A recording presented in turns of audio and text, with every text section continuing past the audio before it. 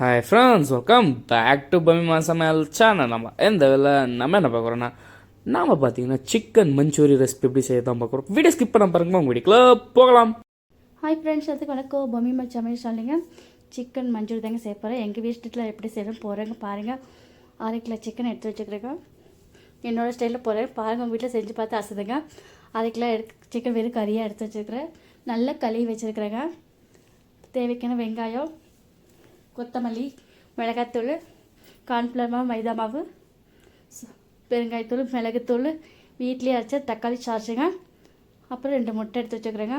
பூண்டு ஒன்று பெரிய பூண்டு எடுத்து அரைச்சி வச்சுக்கோங்க. ஒரு துண்டு இஞ்சி கட் பண்ணி வச்சுக்கோங்க பொடியாக. இது இந்த டிஷ்ஷு செய்தாங்க. சோயா சாஸ் 1 ஸ்பூனுங்க எல்லாம் எடுத்து வச்சுங்க. இப்போ இதை எப்படி கலந்து எல்லாம் வச்சிடலாங்க. நல்லா ஊறட்டும், அப்போ தான் நல்லாயிருக்கும் சாப்பிட்றதுக்கு.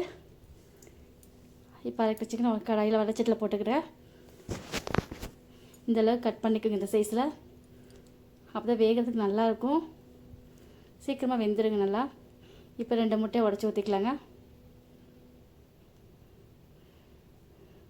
முட்டை போட்டால் கொஞ்சம் நல்லா சாஃப்டாக இருக்குங்க. 2 முட்டையை உடச்சி ஊற்றிக்கலாம்.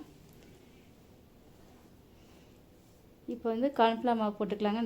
ஒரு 4 ஸ்பூன் எடுத்து வச்சுக்கிறேங்க. அப்புறம் மைதா மாவு ஒரு 4 ஸ்பூன் இருக்குதுங்க, போட்டுக்கலாம். இப்போ மிளகாத்தூள் போட்டுக்கலாங்க. 3/4 ஸ்பூன் போட்டுக்கலாங்க, ஏன்னா மிளகுத்தூள் வேறு போடணும்.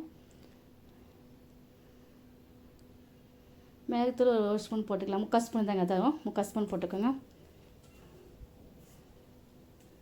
அப்புறம் கொஞ்சம் பெருங்காயத்தூள் போட்டுக்கலாங்க, ஏன்னா குழந்தைங்களுக்குலாம் கொடுக்குறவங்கள கொஞ்சம் போட்டுக்கலாம். நல்லா கிளறிக்கலாங்க. ஒரு வாட்டி அந்த மாவு எல்லா பக்கம் போகிற மாதிரி நல்லா பரட்டிக்கலாம். அப்போ தேவைக்கான உப்பு போட்டுக்கலாங்க. சிக்கன் தேவையான உப்பு போட்டுக்கலாம். இந்த அளவுக்கு நான் கலந்து வச்சுட்டேங்க.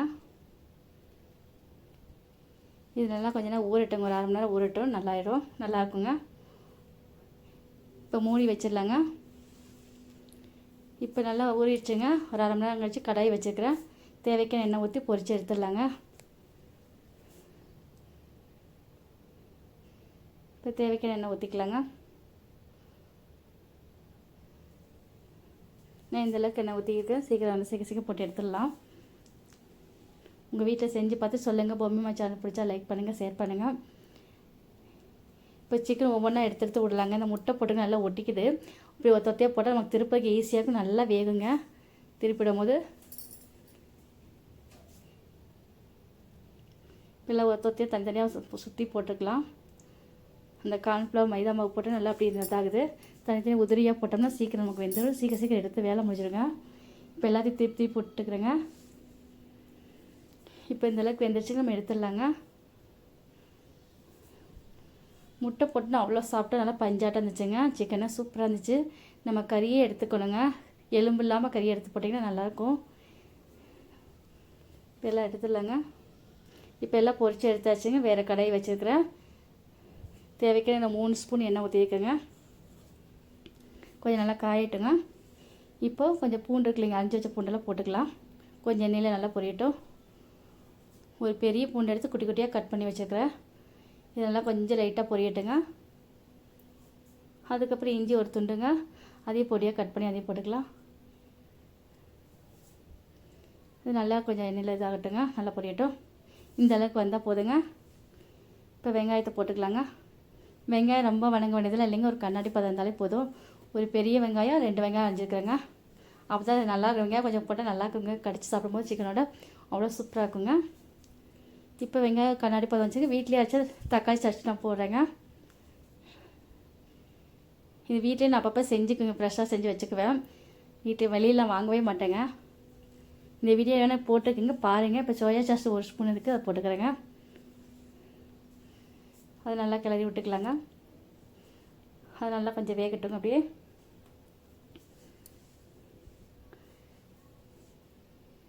இப்போ இந்த அளவுக்கு நல்லா வதக்கியாச்சுங்க. இப்போ குடமிளகா போட்டுக்கலாங்க. குடமிளகா போட்டு 2 நல்லா கிண்டிக்கலாங்க.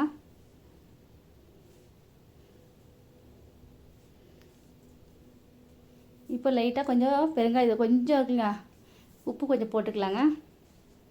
இதுலேயும் லைட்டாக கொஞ்சம் பெருங்காயத்தூள் போட்டுக்குவேன். இப்போ கார்ன்ஃப்ளவர் மாதிரி கரைச்சி ஊற்றிக்குங்க. 2 ஸ்பூன் 1 ஸ்பூன் 1.5 ஸ்பூன் எடுத்து கரைச்சி ஊற்றிக்கிறேன். இன்னும் கொஞ்சம் தண்ணி லைட்டாக ஊற்றிக்கலாங்க கரைச்சி. நல்லா கொஞ்சம் வேகட்டுங்க அந்த மாவெல்லாம். மாவு வெந்து நல்லா கெட்டி வந்துடும். இந்தளவுக்கு பாருங்க, கொஞ்சம் தண்ணி ஊற்றினேன்னா கழுவி மறுபடியும் பாருங்க நல்லா வெந்துருச்சு. இப்போ சிக்கனை போட்டு எடுத்துடலாங்க. இந்த டைமில் காரம் கம்மியாக இருந்தால் கூட மிளகுத்தூள் லைட்டாக தூவிக்கலாங்க. ஒன்றும் தப்பில்லை, நல்லா டேஸ்ட் நல்லாயிருக்குங்க. இப்போ நல்லா கலரி விட்டால் ஒரு 2 நிமிஷம் இருக்கட்டுங்க, நல்லா வேணும்.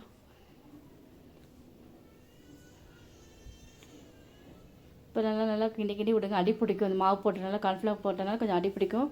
அடுப்பை மீடியமான ஸ்பீட் வச்சு நல்லா கொஞ்சம் வேக விடுங்க, நல்லாயிருக்கும். இந்த டைமில் காரம் பார்த்துக்கலாம், உப்பு பத்தடி கூட போட்டுக்கலாங்க. இப்போ நம்ம கொத்தமல்லி கொஞ்சம் போட்டுக்கலாங்க.